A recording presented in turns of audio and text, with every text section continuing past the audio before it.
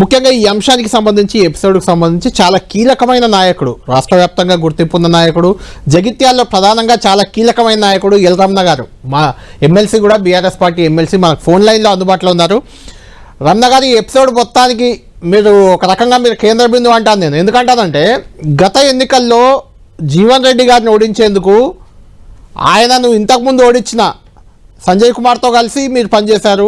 రాజేశం గౌడ్ కూడా ఆయన గతంలో ఓడించారు, ఆయనతో కలిసి పనిచేశారు. మీరు కూడా 2 సార్లు జీవన్ రెడ్డిని ఓడించారు. ఆయనతో కలిసి మీరు ముగ్గురు అంటే ఎల్ రమణ, రాజేశం గౌడ్, సంజయ్ కుమార్ ముగ్గురు కలిసే జీవన్ రెడ్డిని మళ్ళొక్కసారి ఓడించారు. ఇప్పుడు ఆయన్నే మీరు పార్టీలో చేర్చుకుంటున్నారు, భుజాలపై మోస్తున్నారు. మీ మధ్య ప్రత్యర్థులు మీరిద్దరు 94 నుంచి అనుకుంటా, 94 నుంచి దాదాపు మీ ఇద్దరు ప్రత్యర్థులుగా ఉన్నారు. ఎలా ఇప్పుడు కలిసి మింగిల్ అవ్వడం ఎలా ఉంది, ఎలా అనిపిస్తుంది? ఆయనతో కలిసి పనిచేయడాన్ని ఎలా ఫీల్ అవుతున్నారు? ఆయన మీకు అక్కడ ప్రత్యర్థిగా ఉన్న వ్యక్తి, రేపు ఒకరినొకరు సపోర్ట్ చేసుకుంటూ ముందుకెళ్లాల్సిన పరిస్థితి ఎలా చూస్తున్నారు దీన్ని? సోదరుడు కళ్యాణ్ గారికి, టీవీ10 ప్రేక్షకులకు, వీక్షకులకు కూడా నమస్కారాలు. రాజకీయాలలో ప్రధానంగా సేవాభావంతో ఉండాలనేట్టు ఆలోచన వ్యక్తిని నేను. తనకు తోడుగా నమ్మిన సిద్ధాంతానికి, నాయకుని ఆశయాన్ని కట్టుబడి ముందుకెళ్లాలనే ఆలోచనతో నిరంతరం పనిచేస్తున్నటువంటి వాళ్ళం. రాజకీయాలలో ప్రత్యర్థులు అనేది ఉండడం సహజం, కానీ శాశ్వతంగా ప్రత్యర్థులు కానీ శాశ్వతంగా స్నేహితులు కానీ చూడడం మనం. ఇంకా ఎప్పుడు కలిసి ప్రయాణం చేయాలన్నా నమ్మిన సిద్ధాంతానికి అనుగుణంగా, నాయకుని ఆశయానికి అనుగుణంగా ముందుకెళ్ళి, అందులో గౌరవనీయులు అనుభవమైనటువంటి జీవన్ రెడ్డి గారితో గతంలో అనుభవం ఉన్నది. ప్రత్యర్థులుగా పనిచేసినాం, కలిసి పనిచేసినాం. ఈరోజు మళ్ళీ కలిసి పనిచేయబోయేటువంటి ఒక అవకాశం వచ్చింది. వారైనా రాష్ట్రంలో అనుభవకులైనా అని ఒకనాడు తెలంగాణ రాష్ట్ర సాధన కొరకే పుట్టినటువంటి ఉద్యమ పార్టీ బీఆర్ఎస్ పార్టీ. వారిని కేసీఆర్ గారి నాయకత్వంలో తెలంగాణను సాధించుకొని అభివృద్ధి పని తీసుకెళ్తున్న సమయంలో ప్రభుత్వాన్ని కోల్పోవడం అనేది చాలా బాధాకరంగా అందరం భావించినాం. ఏదేమైనా తిరిగి మళ్ళీ సమగ్ర అభివృద్ధి జరగాలని చెప్పంటే అనుభవకులైనటువంటి ఉద్యమ సారథైన ముఖ్యమంత్రి వారి నాయకత్వంలో ముందుకెళ్లాలి ఆలోచనతో అందరం ముందుకెళ్తున్నాం, కలిసికట్టుగా ముందుకెళ్తాం. ఆ విధంగా రాబోయే ఎన్నికలలో కేసీఆర్ గారిని ముఖ్యమంత్రి చేయాలా, బీఆర్ఎస్ పార్టీ అధికారం చేయాలనే ఏకైక లక్ష్యంతో అందరం ముందుకెళ్తాం. రమణ గారు, ఇక్కడ నాకు బాగా గుర్తొస్తుంది 2006, 2008 సంవత్సరాలు నాకు మళ్ళీ గుర్తొస్తున్నాయి.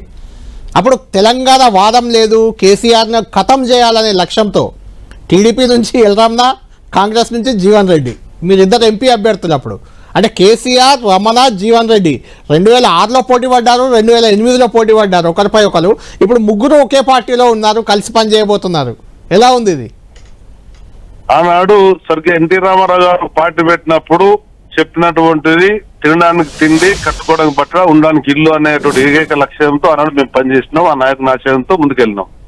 తర్వాత పెద్ద చంద్రబాబు నాయకత్వంలో ఆ ప్రభుత్వంలో ఆనాడు సమగ్ర ఆంధ్రప్రదేశ్ అభివృద్ధి జరగాలని చెప్పి స్వర్ణాంధ్రప్రదేశ్ అనే లక్ష్యంతో ముందుకెళ్ళినాం. తర్వాత ఈ రోజు ఉన్నటువంటి పరిస్థితులలో తెలంగాణ సమగ్ర అభివృద్ధి ధ్యేయంగా పనిచేస్తూ తెలంగాణ సాధనలో ఏనాడు కూడా వ్యక్తిగతంగా మేము దూషించలేదు, వ్యక్తిగతంగా ఎవరిని కూడా శత్రువుగా భావించలే. వ్యవస్థ ఉన్నదానికి అనుగుణంగా నమ్మిన సిద్ధాంతం, నాయకుని ఆశయం, లక్ష్యంతో ముందుకెళ్ళినాం. ఆనాడు ఆ పరిస్థితులలో టీడీపీ అభ్యర్థిగా ఉన్న, గతంలో ఎంపీపై అనుభవం ఉంది కనుక అభ్యర్థిగా పెడితే ఉండడం జరిగింది. టీడీపీ అధ్యక్షుడు 7 ఏళ్ళు పనిచేసి పెట్టినా కూడా టీడీపీ అయినా బీఆర్ఎస్ అయినా ఏ రాజకీయ పార్టీ అయినా ప్రజలకు సేవ చేయాలనే ఆలోచనతో ముందుకెళ్లాలా, సమగ్ర అభివృద్ధి కొరకు పాటుపడాలా. ఆ లక్ష్యం ఉన్నటువంటి నాయకుడు కేసీఆర్ గారు స్పష్టంగా తెలంగాణ ఏర్పడిన తర్వాత అందరూ చూస్తున్నాం, ఆ ఫలితాలు అనుభవిస్తున్నాం.